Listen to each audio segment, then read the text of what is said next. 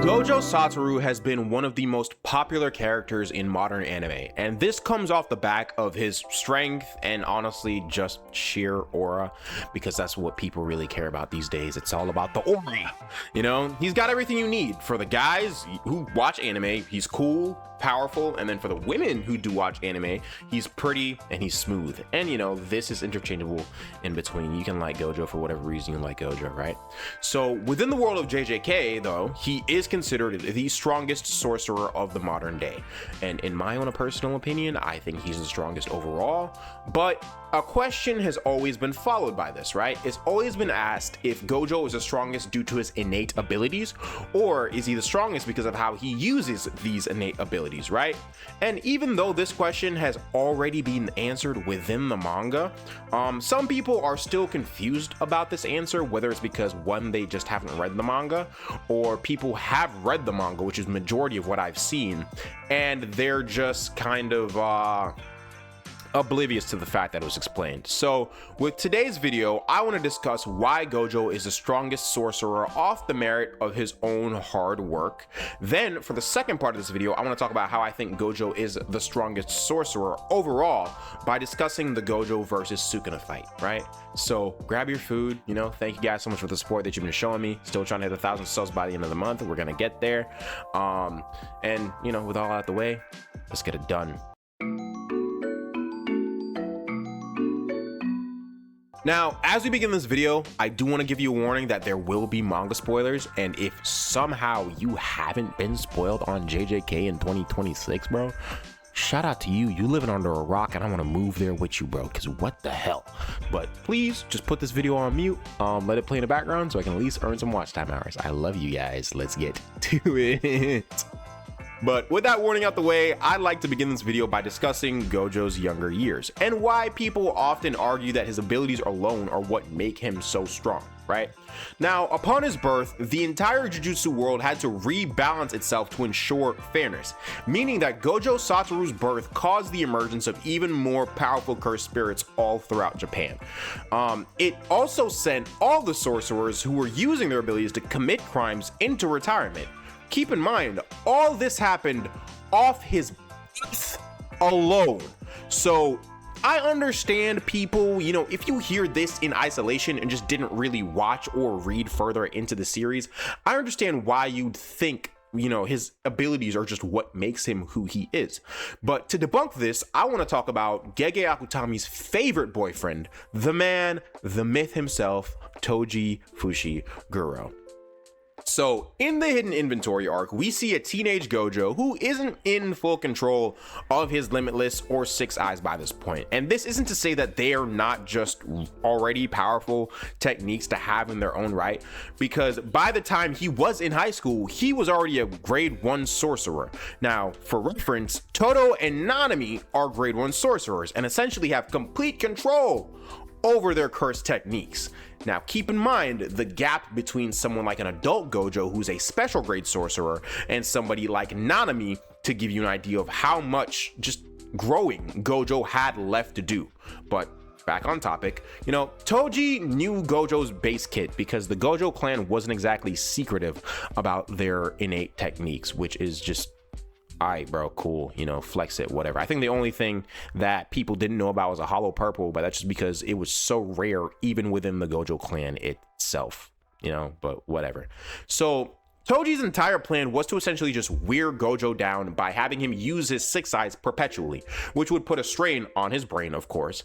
And keep in mind that Gojo already has his eyes covered, because if not, he'll get a constant headache from the six eyes. So this is to say that the six eyes is already using some cursed energy from Gojo. So for him to actively ramp it up over the course of days is putting an even more immense strain on him. But after Gojo makes it back to the school with Riko Amanai, you know, the star plasma vessel, Toji jumps out of the bushes, which is so crazy. I mean, he literally just jumps out of the bushes to take advantage of the fact that Gojo's cursed energy has been depleted significantly, leading him to be able to stab and damn near leave Gojo at death's door, right? Now compare this to a Gojo later on after he finally learns reverse curse technique, he not only heals himself, but also goes up against Toji once again, who has the epithet I forgot to mention, the Sorcerer Killer, which was very much earned by him because he was literally hired. You watch the series, you know. But honestly, at this point, I consider Toji the fastest and just definitely the most physically strong fighter within the series. And I genuinely think that throughout the series, the only person who comes along who's stronger than Toji, physically speaking, is Sukuna, right? Maki is on par with Toji. Whether you like it or not, we are literally told this within the story. But Sukuna is physically stronger than Maki, i.e. making him physically stronger than Toji, right?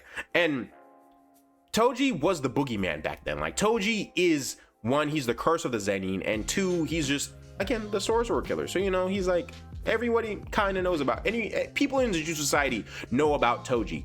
And he couldn't keep up with this awakened Gojo. It was pretty much a one-sided fight when they met again. Now, keep in mind, earlier, Toji was running on Gojo, and again, was his curse energy depleted? Yes, but I do believe that if there was some even footing put between them, because, you know, there's the 6 eyes, so you can really see where Toji's gonna do where he's gonna go, and all that stuff, that Toji could definitely give Gojo at full capacity a run for his money.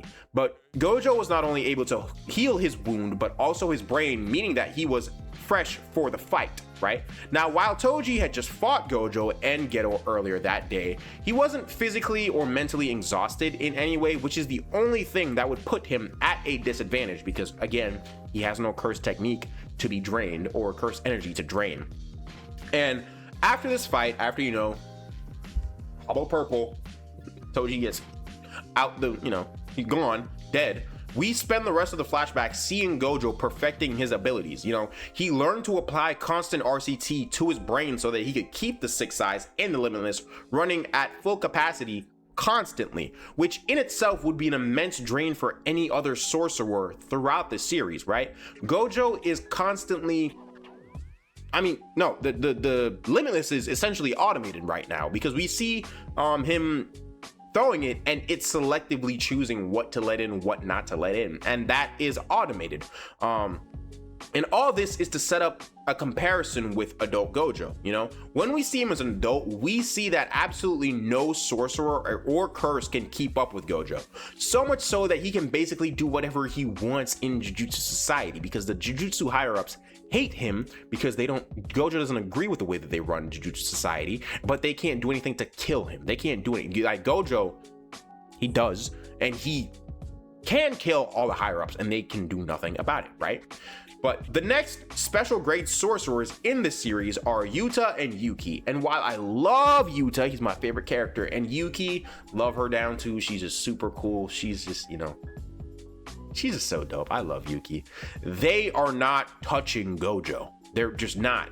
And, you know, leading off of the Yuta thing, I want to discuss Yuta taking over Gojo's body near the end of the Sukuna fight, which literally provides the answer to this question. It's the definitive answer to, is Gojo strong because he's Gojo, or, you know, whatever. I'm not going to say all that stuff again. But Yuta uses Kenjaku's brain swap technique, getting all of Gojo's memories and inherent techniques, domain expansion, and just any and everything else. And what happened? He couldn't even last the full 5 minutes of his actual copy technique. You know, the body just dropped out on him. And even though Yuta had used switch trading with Gojo to train in his body, we see multiple times throughout the fight with Sukuna that he says that he understands why Gojo fights the way he does, right? But to sum it all up though, if this were a fresh Gojo against a Sukuna in this state, the fight would have been over in an instant. And here, Yuta is essentially a fresh brain within essentially a fresh Gojo body. I mean, you know, it's stitched back together, but essentially a fresh Gojo body. And he's just on the ground, bro. Like literally, he's on the ground. All this to say that Gojo isn't the strongest just because of his Limitless or 6 eyes. They definitely do help. They definitely do. But he had to put hard work in to perfect them. And you know, even a genius and experienced Jujutsu sorcerer, who is generally considered the strongest sorcerer in the modern day, who has Gojo has stated before, has more cursed energy than he does, couldn't use his techniques even half as well as Gojo could. Which, if the techniques were the answer as to why he's so strong, the fight would have been over. So for this section of the video, I want to talk about why I think Gojo, in my opinion, is just overall the strongest sorcerer that we have ever seen. And to kick it all off, I want to talk about how Sukuna knew that he had no way of actually bypassing Gojo's infinity. So what did he do? He stole a teenage boy's body so that he could be able to actually put up a fight. Now, it's no secret that Jujutsu Society and just Jujutsu sorcerers, oh my god, I can't talk, are willing to do whatever they have to do to win a fight, to come out on top. But I think Gojo versus Sukuna was different. It's unique because the fight was a test of their own strengths, right? It's not like how regular Jujutsu fights are, which are essentially just glorified street fights with superpowers. If we're being honest, you know, Sukuna needed the 10 shadows to actually be able to put up a fight against Gojo. Without Maharaga, he would not have been able to actually bypass the infinity. And the fact that he needs a technique that isn't innate to him, in my own opinion, just debunks him from being that strongest, like just having that claim of being the strongest. And now this is in no way to say that discounting Sukuna's strength, you know, I'm not trying to do that, but imagine if you went to a weightlifting competition where you were lifting against two people and they won. Would you consider them to be the strongest, or the singular person who was actually able to keep up with them despite that disadvantage, right? The only other way Sukuna had to fight Gojo effectively without Maharaga would have been a domain clash. And by no means do I think Sukuna isn't equipped to face Gojo in a domain clash. We literally watched it happen multiple times, which is, I think, great because it strengthens my argument, because we see them go back and forth multiple times in their domains. And even when Sukuna does win, Gojo simply uses RCT to recover, right? Not to mention, outside of Maharaga, he made the amalgamation of the Shikigami to help fight him. You know, we can refer back to the famously memed panel of Sukuna calling for Maharaga to come help him when Gojo has him on the ropes in that building. And towards the end of the fight, we see Gojo set up a hollow purple without a target when he shot I think it was a blue in the sky, and then he shot a red at it, which essentially eradicated Shinjuku, the Shikigamis, and leaving Sukuna in a very damaged state, right? So much so that the only way he could have kept fighting was to go true form, which, as I mentioned before, true form still has no way of bypassing infinity. While true form is definitely stronger than Meguna, you know, due to it being the perfect body for Jujutsu sorcery, with the 2 mouths, the 4 arms, and just him having superior cursed energy control. Once again, a domain clash would not have resulted in a different outcome than he was just using Megami's body. Sukuna is the perfect sorcerer in Jujutsu Society due to his inherent physical composition, but Gojo is the perfect counter to Sukuna because he can't cut what you can't touch. That's Sukuna's whole thing, being able to cut you. Now, this inherently makes him the stronger sorcerer in my own opinion. And to end it off, there's the fact that he had to jump him crazy and Gojo was still pushing him back, right? And if you want to argue that true form is stronger than Gojo, we're going to talk about this jumping. You know, he fought Sukuna, Maharaga, and Agito, however you say it, bro. I don't really know. Which in itself is a feat. But with all of this out of the way, I just want to get to my closing arguments. So let's do it. Gojo Satoru is stated to be the strongest sorcerer of the modern day. This is a title that is constantly held under scrutiny by readers due to his innate abilities just being so busted, and they often try to use this to discredit his achievements and all the hard work he has done to get where he is now. Then, within the universe of JJK, this is really put to the test when he faces off against Ryomen Sukuna, the strongest sorcerer in history, with the addition of the 10 Shadows technique, the only technique that has been known to kill a Limitless and 6 Eyes user within the past. So with this answer, I want to leave you. Based on all the evidence we have seen throughout this video and from the manga itself, because I didn't cover everything, whether it be a sorcerer, a cursed spirit, or a Shikigami, in a one-on-one fight, even in a jumping, as long as the author isn't, you know, participating in that jumping, always bet on Satoru Gojo, of course. All right, but that's the video. You know, if you enjoyed it, as usual, please consider leaving a like, a sub, and just comment if you think that I'm wrong. You can do that too. Tell me what you guys think. I love you. Goodbye.